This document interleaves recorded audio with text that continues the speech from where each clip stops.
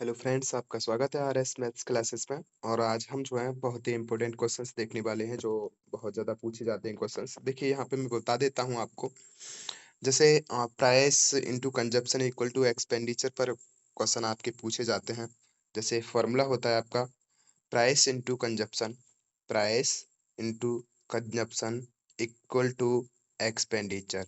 या फिर आपका एरिया से रिलेटेड भी फॉर्मूला होता है length into breadth, length into breadth equal to area. तो देखो आपको या लेंथ लेंथ दे रखी हो या ब्रेथ दे रखी हो, प्राइस दे रखा हो या कंजप्शन दे रखा हो, ठीक है। तो आप सक्सेसिव लगाकर फॉर्मूला, जो सक्सेसिव फॉर्मूला होता है वो, या फिर रेशियो से आप जो क्वेश्चंस निकाल लेते हो।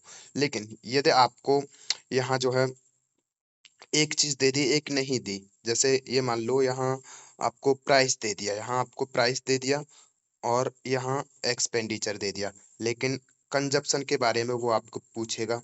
यहाँ आपको लेंथ दे दी और एरिया नहीं दिया, एरिया एरिया दे दिया, ठीक है। तो ब्रेथ के बारे में आपसे पूछेगा। ऐसे क्वेश्चंस को हम शॉर्टकट वे में कैसे सॉल्व करते हैं वो आपको ट्रिक के माध्यम से बताता हूँ मैं। देखिए जैसे ये क्वेश्चन है आपका, यदि पेट्रोल की कीमत 19% बढ़ गई है और सुनीता पेट्रोल पर केवल 12% ही अतिरिक्त खर्चा करना चाहती है, तो उसे पेट्रोल की खरीदी गई मात्रा को कितने प्रतिशत से कम करना चाहिए। तो ये आपको बताना है, ठीक है। तो यहाँ मैं शॉर्टकट अप्रोच से बताता हूँ आपको। देखो जैसे ये मान लिया हमारा जो खर्चा है वो 100% होता है, अपने आप में कितना होता है 100%।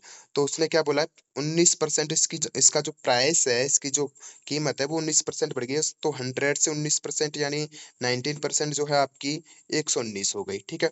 ऐसे ही वो पेट्रोल पर जो खर्चा करना चाहती है, वो अतिरिक्त खर्चा वो 12% करना चाहती है। तो 100 से ये कितना हो गया आपका 112 हो गया। तो ये कितना डिक्रीज हुआ है भाई साहब, 119 से 112 हुआ है, 119 से 112 हुआ है, तो 7 डिक्रीज हुआ है, 7 डिक्रीज हुआ है कितने पर आपका 119 पर। तो देखिए यहाँ परसेंटेज डिक्रीज आप निकालोगे तो 7/119 इंटू 100, ठीक है।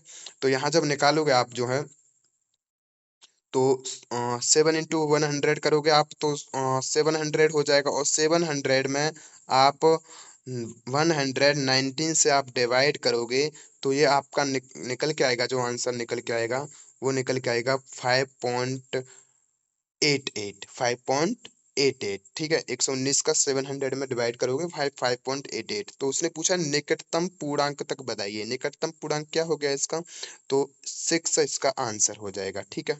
ये इसका आंसर हो जाएगा। देखिए 2 क्वेश्चन और दे रखे मैंने, ये आपको कमेंट बॉक्स में इनका आंसर देना है।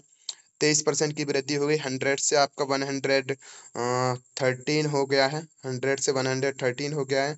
5% अधिक व्यय मतलब जो खर्चा है वो 105 हो गया, डिक्रीज हो गया है। तो इसका आंसर आपको देना है कमेंट बॉक्स में। नेक्स्ट है आपका 18% जो चीनी की कीमत है, प्राइस पर 100 से आपकी जो है 118 हो गई है, ठीक है। और खर्चे पर जो हो गई है वो आपकी 112 हो गई है, ठीक है। तो ये भी डिक्रीज हुआ है। तो डिक्रीज कितना हुआ है वो आपको यहाँ कमेंट बॉक्स में आंसर आंसर देना है इसका। तो आज के लिए बस इतना ही। जय हिंद, जय Bharat. Thank you so much.